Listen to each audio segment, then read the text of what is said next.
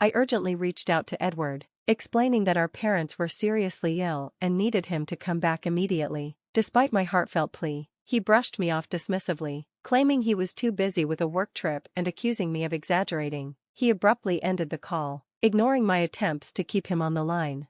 A month later, when Edward finally returned home, detached and cold, I had to inform him that he had missed both of our parents' funerals. Shocked and confused, he couldn't believe it. Thinking I was playing a cruel prank, I reminded him of the call I'd made, warning him of their critical health. His face fell as he realized the gravity of the situation, leaving him speechless with regret.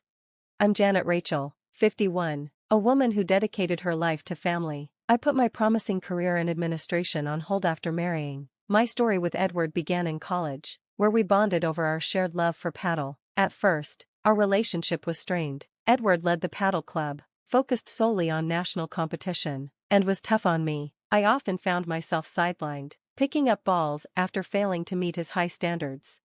But my frustration fueled my determination. I practiced tirelessly in private, and during one practice session, I unexpectedly returned one of his difficult serves, earning his respect for the first time. That moment shifted our relationship from animosity to budding connection. From then on, my feelings for Edward grew deeper. Despite his strict approach, I found myself falling for him. One evening, after a social gathering, Edward surprised me by confessing that he had fallen in love. I was both taken aback and elated, eagerly accepting his feelings. We decided to keep our relationship a secret from the club to maintain team harmony, but I didn't mind the secrecy. Being with Edward was enough. Our bond lasted beyond college, and we married when I was 23. On his suggestion, I left my job to be by his side. Completely enchanted by him, I envisioned a bright future together.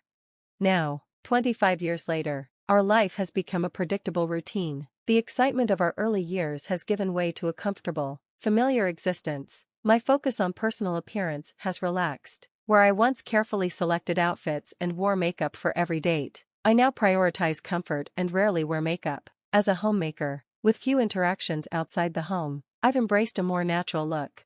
Looking back, I can't ignore how much I've changed since my younger years. I've gained weight, and my appearance now mirrors the before photos and weight loss ads. This shift in my physical appearance might contribute to the more mundane nature of our relationship, and I sense that Edward now views me less as a passionate partner and more as a maternal figure. He even makes light comments, asking for coffee in a way that feels more like a caretaker than a spouse. This slow shift in our dynamic marks a significant departure from the passionate beginnings of our relationship. Edward's parents live just a 20-minute walk away, and they've always been kind and supportive. In return, I frequently visit them, eager to help, especially as their health has been deteriorating. My father-in-law is seriously ill, with doctors offering little hope. He expressed a wish to spend his final days at home, so we brought him home for palliative care.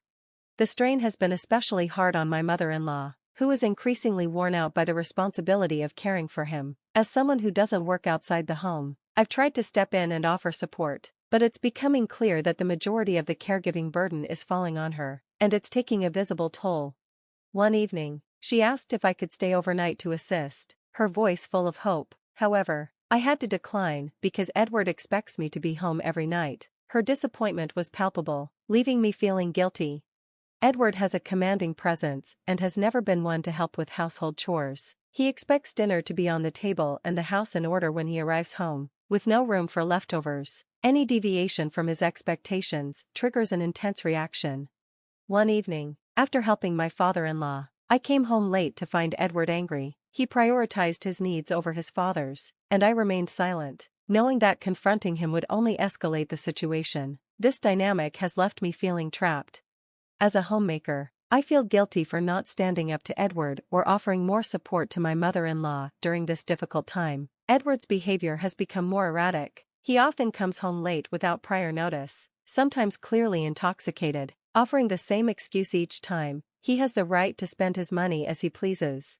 This recurring pattern has left me feeling isolated, torn between my duties as a wife and my desire to support my in-laws. Despite my role at home, Edward's expectations have become harder to bear. His frequent nights out, often involving coworkers, began to concern me, not just for our family, but for the families of those involved. Edward, with his authoritative position at work, often pressured colleagues into socializing after hours.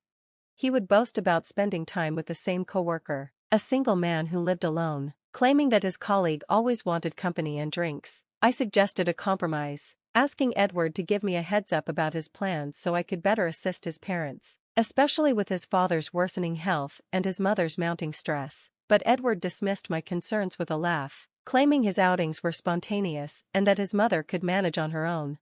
Then, unexpectedly, Edward announced he was planning a 3-week trip to Thailand. I was stunned, bombarded with questions. He had already taken time off work and planned what he wanted to do and eat there. When I expressed concern, especially since I didn't have a passport, he shrugged it off, saying it didn't matter because I wouldn't be joining him.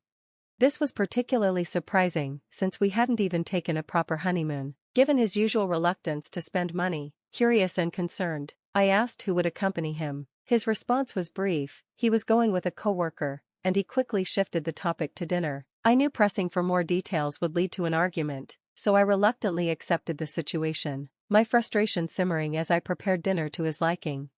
On the day of his departure, he left early without further discussion. By noon, I found myself reflecting on the dynamics of our relationship, realizing how difficult it was to voice my needs and concerns under the constraints set by Edward's behavior and expectations. In a moment of urgent need, I called Edward, but his response was one of impatience. "What's so urgent? I'm about to catch a flight," he snapped, frustration clear in his voice. I tried to explain the critical state of his parents' health, asking him to reconsider his trip, but he brushed me off without a second thought. He coldly stated he was on vacation and told me to manage it alone. His lack of empathy stung, and after he hung up, I was left with unanswered calls. I murmured to myself, vowing to regret this later, and resigned myself to waiting for his return. 3 weeks later, Edward finally returned, seemingly unaffected by what had happened while he was away. I broke the news of his parents' passing, and he reacted with disbelief, as if I were joking. I shared the heartbreaking details of how his parents had declined despite my consistent care. Their death something I could not have stopped. The emotional weight of it was crushing. My anger toward Edward simmered as I remembered the suffering his parents endured and his complete disregard for their health. It became evident that he had always put his own wants before his family's needs, a harsh reality that was impossible to ignore. I confronted him, accusing him of choosing his vacation over the welfare of his parents. Edward stayed silent, unable to confront the consequences of his actions. His nonchalance after returning from his trip only highlighted his selfishness, deepening my frustration and disappointment. I was devastated not only by the loss of my in-laws, but also by the realization that the man I once trusted had abandoned me in my time of need. Sarcastically, I asked him about his recent month-long holiday, suggesting it might have been spent with a lover. Edward, looking defeated, admitted to having an affair with Donna, a younger colleague, who he claimed had provided him with the comfort I hadn't. He revealed that his late nights were spent with Donna, boasting about her qualities and belittling mine. Then, with startling bluntness, he proposed a divorce, envisioning a life with Donna in our home, demanding that I leave. The words hit me like a punch. Having devoted myself to being a homemaker at his request, I had no income of my own and felt unprepared to start over. But his choice of Donna over caring for his sick parents was the last straw. With steely resolve, I walked away for good. I packed up only the necessities and found a place in a modest motel. A week later, Edward's call shattered the peace I'd begun to find. He sounded panicked, worried about a missing checkbook. I informed him that the accounts under his name were untouched, except for the checkbook, which I had taken along with the money I had saved and gifts from my family, all safely placed in an account solely in my name. It wasn't part of our joint finances, and I had no obligation to share it with him. Desperate, he admitted that he had spent his salary and bonus on his extravagant trip, now hoping to dip into my savings to cover his mismanagement. For the first time, I realized just how much he had taken my financial stability for granted. He expected me to clean up after him, but I refused. I suggested he ask for an advance from his job if he was that desperate. It was time for him to face the consequences of his own choices. As the conversation progressed, I also filled him in on the grim financial reality of his parents' situation. There would be no big inheritance. His parents had lived off pensions, and his father's healthcare expenses had drained their savings. I also warned him to vacate their rental apartment to avoid further costs. He seemed unable to comprehend the severity of it all, unable to accept the truth. I told Edward that he was on his own now. I had no further responsibilities toward him. His shock and desperation didn't sway me. The damage had been done. I couldn't help but laugh at his predicament. This was the result of his own actions, his affair with Donna, and his decision to throw me out of our home without considering the financial consequences had led him here. His concerns about his job or the fallout from the affair held no sway over me. I made it clear that he and Donna had built this mess, and I had no sympathy for them. Edward begged me, acknowledging his mistakes, but I remained firm. I ended the call with a final promise of regret. All ties were severed. The divorce process soon followed. Edward hesitated at first, largely due to financial concerns and the fear of his actions becoming public knowledge. But, eventually, legal counsel convinced him to move forward. The divorce marked the end of a chapter filled with betrayal and financial recklessness. Thanks to my lawyer's expertise, I came out of it with a favorable division of assets. Afterward, Edward found himself in dire financial straits. Having wasted most of his savings, he struggled to make ends meet. He even had to deal with the fallout of clearing out his parents' apartment and covering the rental costs. Donna, who had been after him for professional gain, quickly abandoned him when the affair became public. She moved on, leaving Edward more isolated than ever. Edward tried to reach out to me indirectly through our lawyer, asking for help and even begging me to reconsider. The desperation in his voice only reinforced my resolve to keep him out of my life. His financial ruin and inability to manage his life were the direct results of his own choices.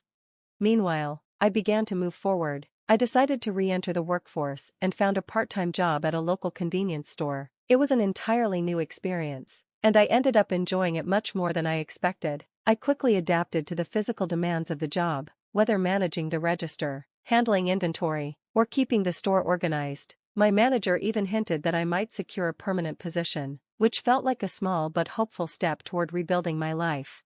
Looking back, I don't see the end of my marriage as a setback but as a new beginning. It was the start of a chapter filled with potential. As I step into this next phase of my life, I do so with renewed purpose and a sense of joy, ready to embrace the future and whatever opportunities it holds.